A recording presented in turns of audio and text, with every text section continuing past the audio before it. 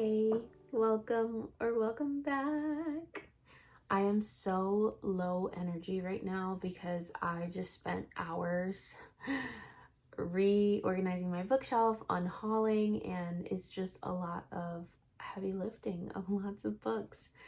So I'm doing my best, but I am about to get cozy and start reading, and I thought, hello, this is what I do. I vlog, so let's vlog it. I don't really have anything particular in mind in terms of like a theme for this vlog. So I actually decided that March was going to be the month that I finished my physical TBR. And so in order to hold myself accountable, I enlisted the help of my friend. She's the greatest of all time. We love her. Essentially, what I'm about to do is Zelle her $100. And I've sent her this list of 20 books that I have left on my physical TBR. And the mission of this is essentially that I must read all 20 of these books. Or I don't necessarily have to read them, like I can DNF them, you know what I mean? But we'll get into rules anyways. The goal is to read all of the books on my physical TBR. This will leave me with only 2 nonfiction books, which I don't really count as part of my physical TBR because I like to read my nonfiction books in the morning with a little coffee or something, take my time. So I don't count them, but I do have 2 nonfiction books that are not on this list. And then I'm also not including any books that I receive from book subscription boxes. I have 3 book subscription, 3 active subscriptions. Book of the month, 2 books from Fairy Lou, and my Afterlight romance books. So we're just going to ignore any books that arrive in the mail. I did already include the books that I've received prior to recording this video in the TBR. So this is the list that I sent her. However, since sending her this list, I actually finished 2 of these books. I DNF'd one of them, and the other 2 are part of a series that I decided not to finish.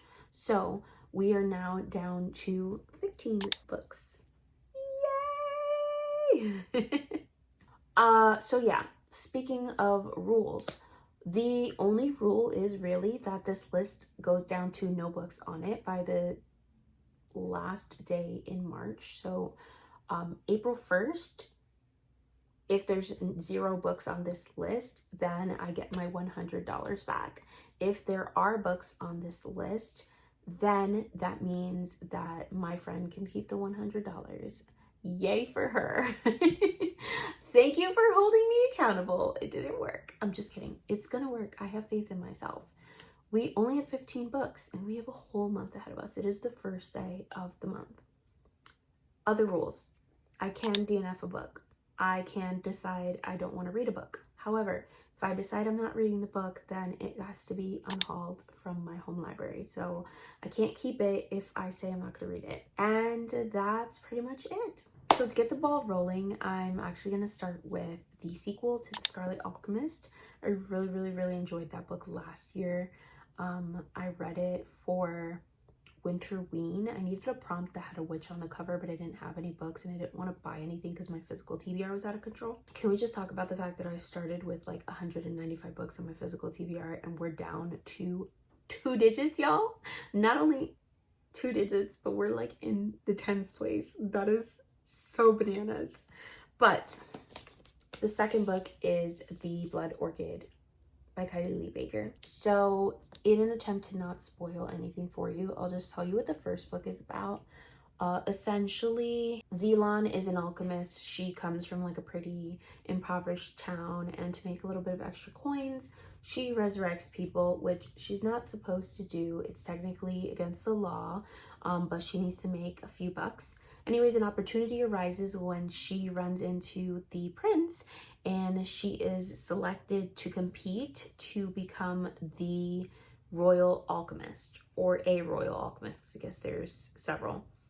But then when she gets there, of course, not only do we get to go through the trials, but also something is amiss in the palace, and it was really, really great. I really enjoyed this read, so I'm hoping that the second book is just as good as the first one, because if it's not, then we'll discontinue the series here. But I think the first book like 4 stars.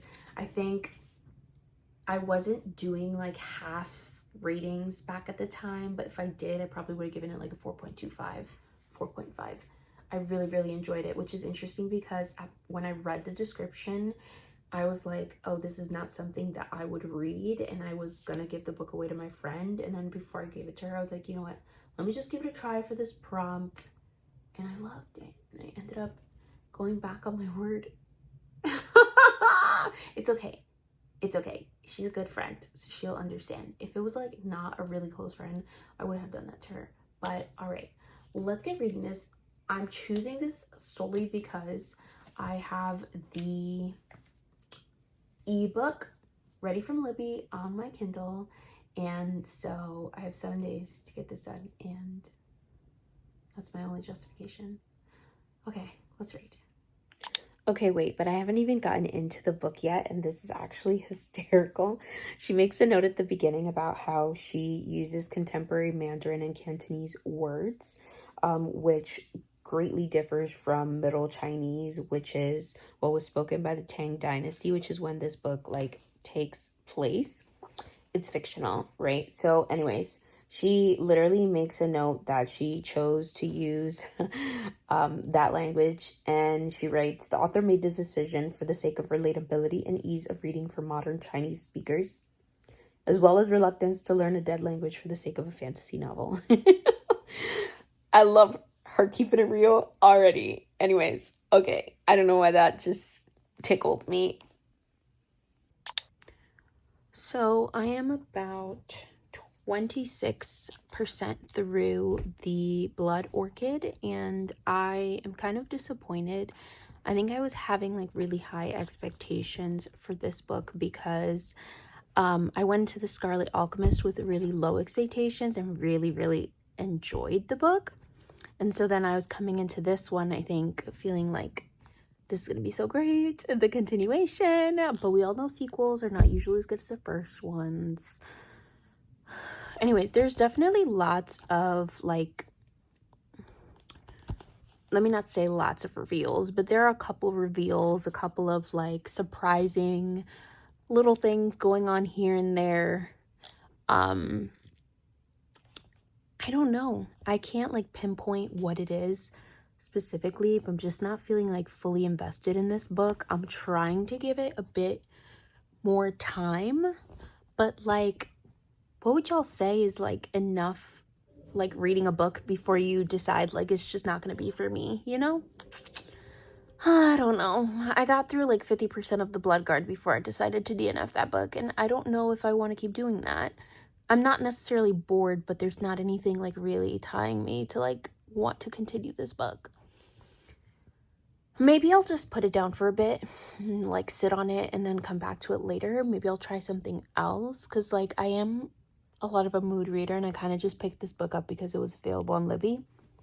So maybe that's it. Maybe I'll just put it down for a bit and pick up something else. Hey, I'm in my bed again in my dustiest t-shirt. This was my test t-shirt. I was making t-shirts for a friend's daughter's first birthday, and I was making like mom of the birthday girl, grandma of the birthday girl, or whatever. This shirt is like literally in a double XL, and I used it as like the test shirt. So you see like the bluey design that didn't work out, and then like this one that's like ripping off.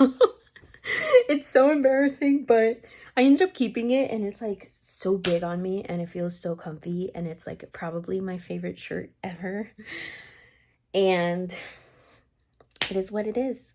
And I got caught in the rain, so my hair looks crazy, and I just don't have the mental capacity to film anywhere else but my bed, because this has been the longest week of my life. That's an exaggeration, but it's been a long week. Anyways, will I film any other shots outside of my bed in this vlog? Who knows? But today's not the day.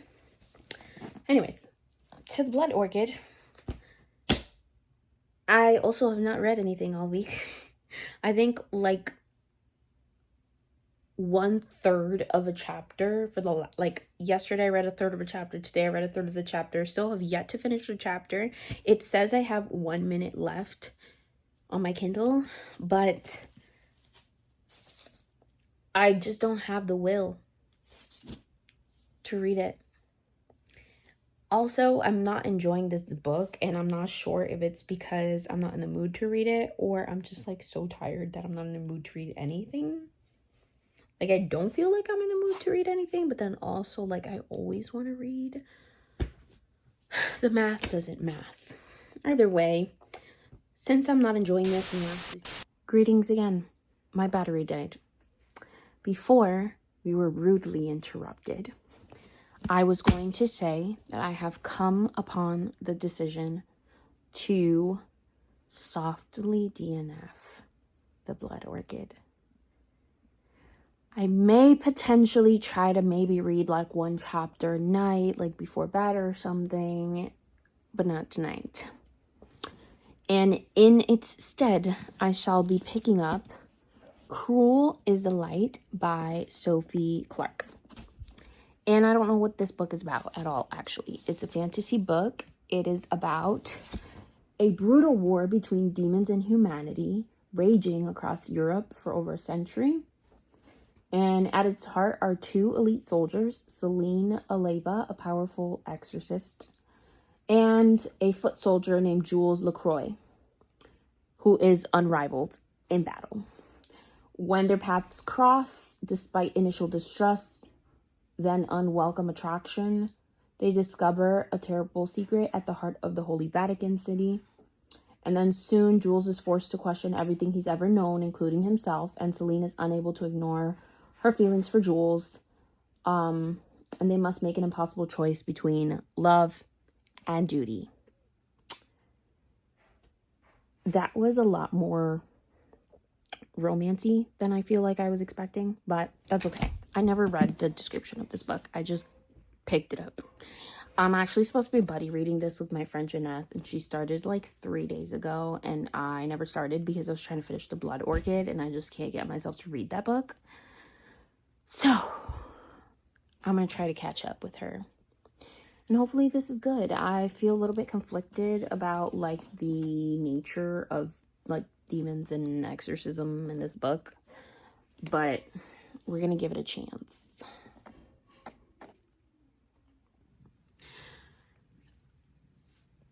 Not that long has passed, to be honest. Longer than needed to, because I kept having to reread the same sentences over and over and over again. Also, look how freaking beautiful the inside of this book is without the dust jacket. The unfortunate part is that I will be DNFing this as well. I can't get into it. I also feel like kind of morally conflicted about some of the themes in this book. And I do not like the writing style. I just know that this is a book that will probably get 2 stars from me. And that's just not the trend. That is not the vibe I'm trying to give in 2025. So, unfortunate, but we have a second DNF for this week. This is like a new record. I don't know what I'll read next, actually. So we'll see. Am I even in the mood to read? This is unheard of. I refuse to be in a book slump.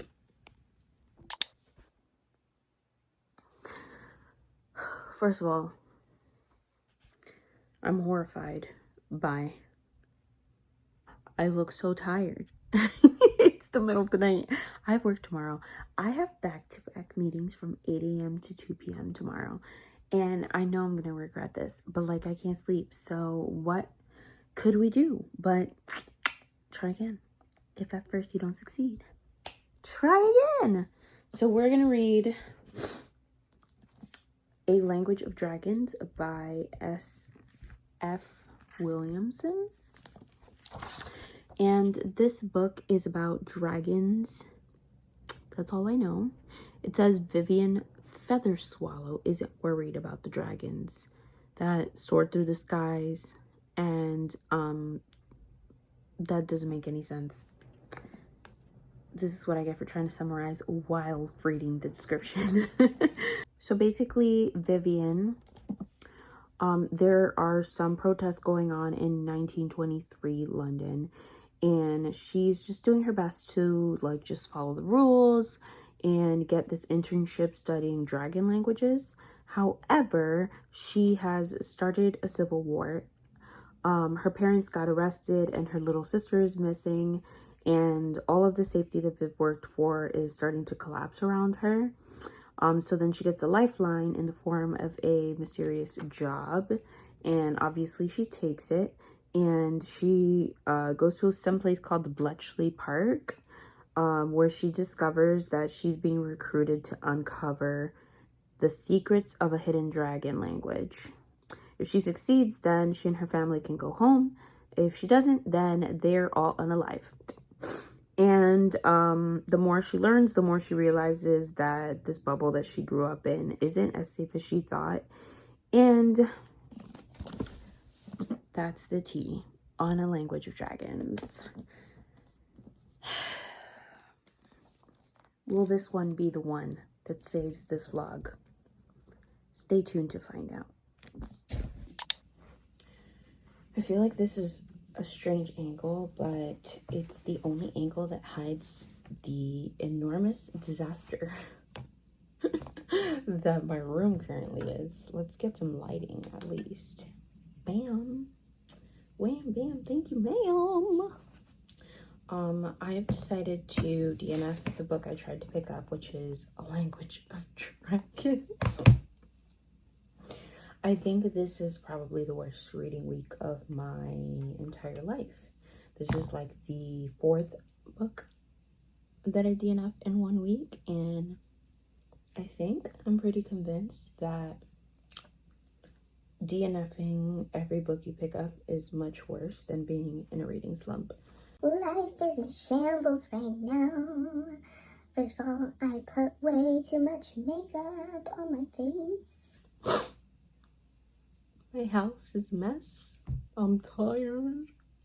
I'm late for work and I'm sitting here chit-chatting. Yeah, I don't know what's going on. I think maybe it's because I am getting pretty close to the end of my physical TBR. And these are all the books that let me not say all of them, but most of these are books that I picked up from a book subscription box. I didn't choose them, and therefore they maybe aren't to my taste, which is also making me kind of reconsider my book subscription boxes, because if I'm not getting books that I like, what's the point in keeping them? So definitely something I'll be considering now. The other thing is that I mean, like, that's just like the primary thing. And I know what I was gonna say.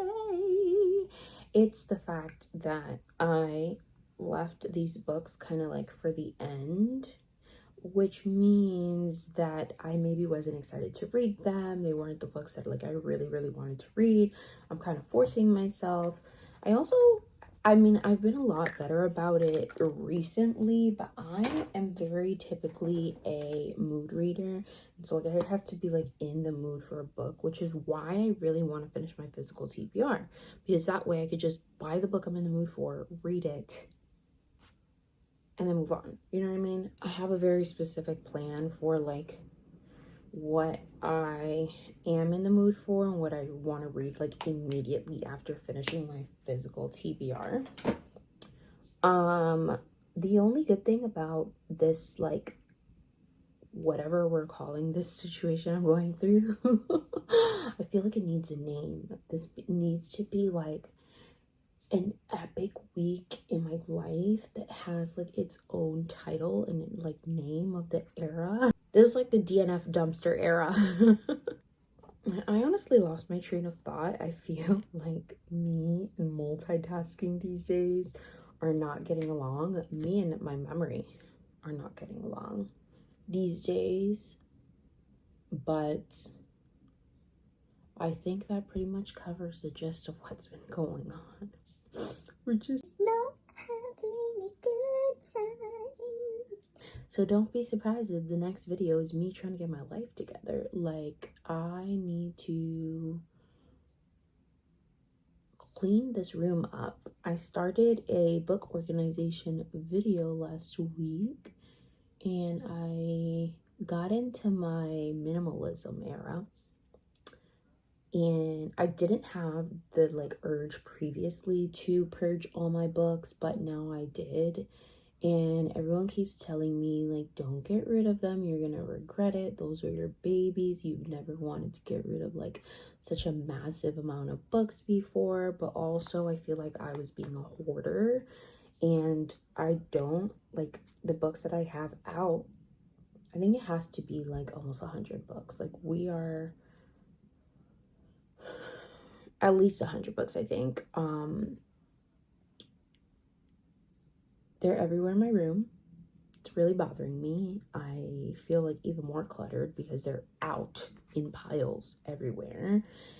I need to like get those listed. I need to get like my room and my house cleaned, and I need to go through some paperwork. I need to get like my budget situated. I need to get my life together is really what it is. I also have been in like kind of a bad habit of just like saying yes to things and not like checking my calendar or anything, and then I don't even put it on my calendar. And so it will come like close to the day of something, and like multiple people will remind me about different events on the same day, and I'm like, oops. I think I'm just going to cancel whatever I have going on this weekend. I don't know what it is because, as I just said, calendar's not happening. I think it might be a birthday party. So I think I might have to cancel my plans this weekend and sort my life out. But on the bright side, I decided to start a new book, because the audiobook became available on Libby. What a quinky dink. Maybe a fast-paced thriller is just what I need. So I'm going to read Famous Last Words by Gillian McAllister? Question mark. Y'all, I was so close. Gillian McAllister. Okay, I'm excited about this one. I have been excited about this one. And I noticed that none of the other books did I use my most overused phrase, which is, I'm so excited. This book is about a woman. She is happily married. She has a new baby, and she is finally about to re-enter the workforce, get back to work, get back to like the swing of life after having her child, when she gets wind of a hostage situation going on in London around her. And the police come to her and they're like, hey, your husband, he's involved in this hostage situation. She's like, oh my God, is he okay? And they're all like, well, he's okay. He's the one holding everyone hostage. That's pretty much all I know. And then I think we get into a lot of lies and secrets in their marriage that isn't as perfect as she thought it was. So that sounds like my vibe. Let's hope I don't DNF this one. I shouldn't have said it. I shouldn't have put those vibes out into the universe. Okay. Let's hope this one's good. Cue the B-roll. What's up? I haven't updated in a bit. That's because I haven't read anything in a bit. It's been like 3 maybe 2 days, let me not exaggerate. It's been like 2 days since I started Famous Last Words. When I first started it, I was like literally kicking my feet and squealing because I was like, yes, finally, a book that I know I'm not gonna DNF. Right now I'm like 16% through, and I will say that I've reached like a point where I'm like, all right, come on, let's get into the thick of it. But we'll see. Anyways, I am currently freezing my hand, so I'm gonna stop here. I'm about to go inside FedEx and ship out some books to my friend Steph on YouTube. I hope she loves them. I'm not even gonna tell her. She'll find out when she sees this video come out. In a big grave, life has changed. I haven't updated y'all that much on this book yet, and that is okay. You know, I feel like I was talking about this in a previous video, but as someone who does like Booktube and reviews books, talks about them, it sometimes feels like pressure to have something to say about a book.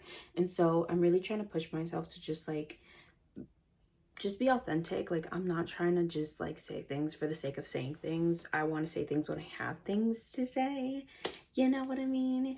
Even though I've been in a slumpy slump all week. How odd is it, guys? I'm thinking about this because I just said slumpy slump. But earlier today, I was on the phone with a friend. And we're just getting to know each other, like, you know, it's a new friend. Anyways, what did I say? He said something and I was like, okie dokie artichoke, and he found that so odd and was like, never heard that before. And for me, I'm like, first of all, I feel like okie dokie artichoke is like a really common saying. Am I bugging for that? But also, now that I'm kind of like, you know, getting friendlier with this person, and then on top of that, I just started at a new job, and at my new job they've also mentioned to me a couple of times that I have a bunch of like quirky little sayings, and they all find me funny and like weird. And I don't know, I've never, maybe not never, but like I've never felt like I'm this funny and weird and odd and like have these little sayings that like rhyme. Maybe it's because I've always worked in like elementary schools and like with kids and stuff, that like they find me amusing and it's fine and they don't say anything about it, whereas like adults are like, ma'am, you're a grown adult, why do you speak in rhymes?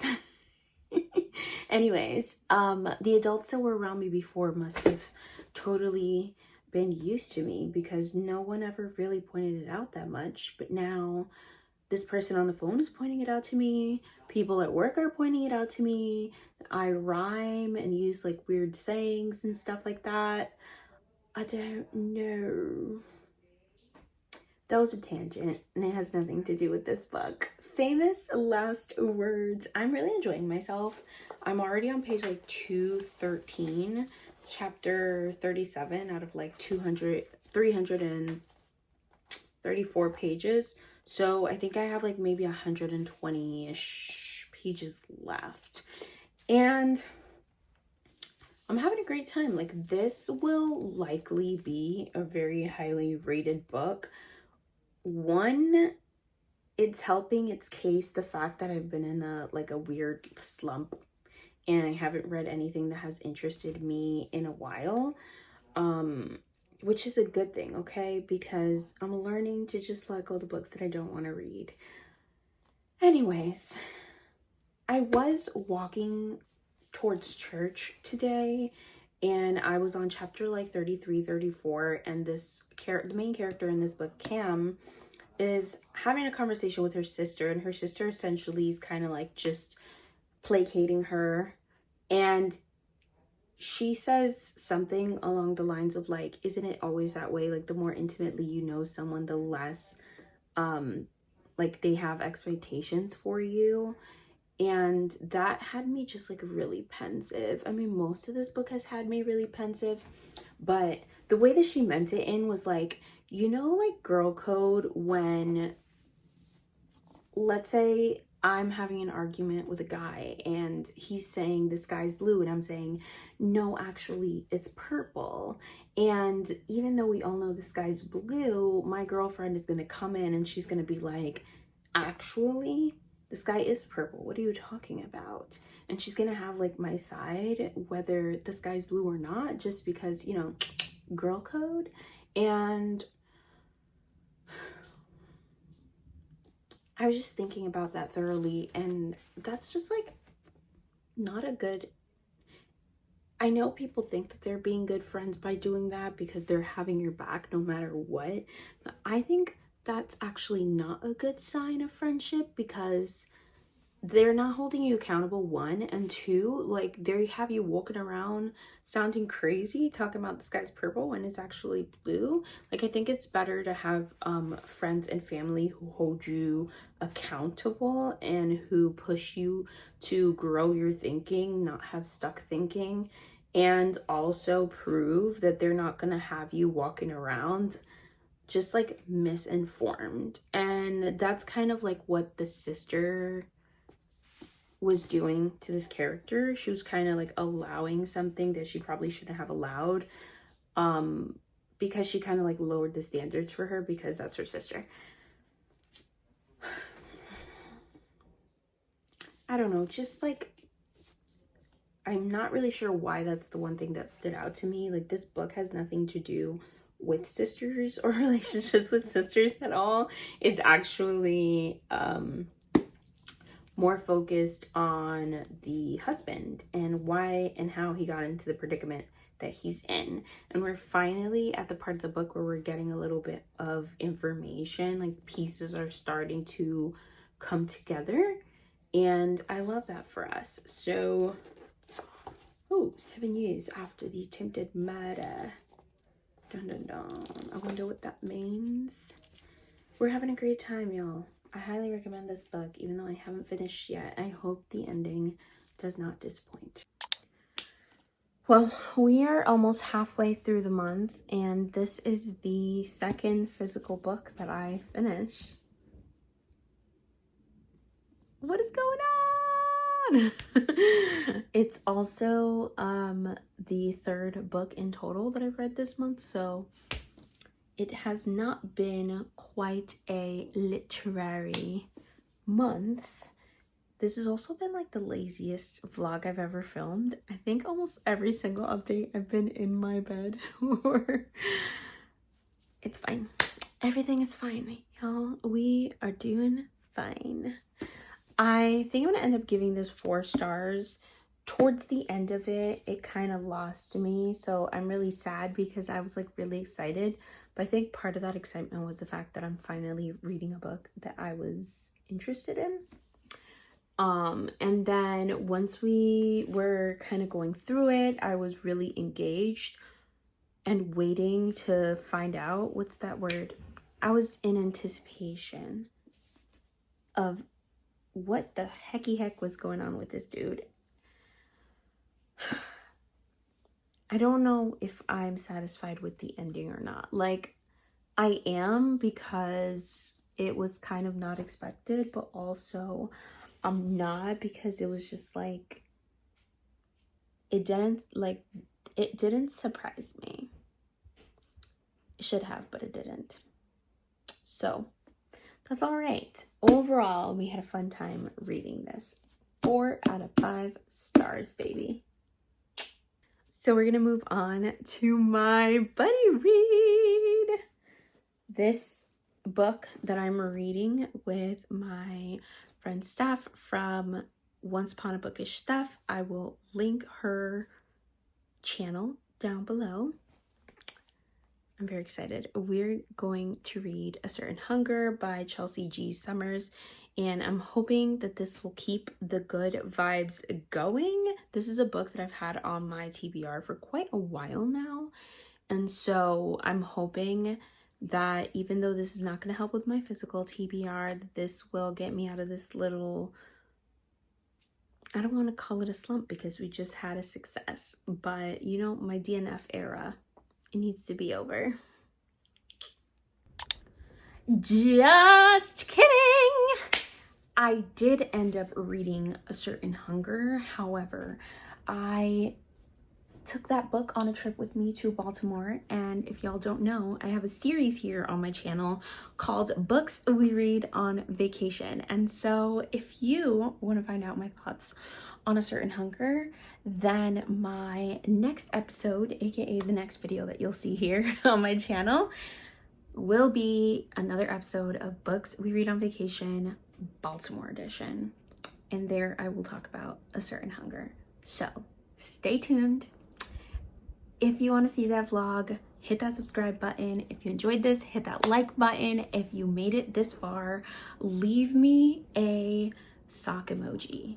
Why? Because I'm currently in the middle of Harry Potter and I'm thinking of Dobby. It is what it is. Thank you guys for watching. I will see you all when I see you next. Bye.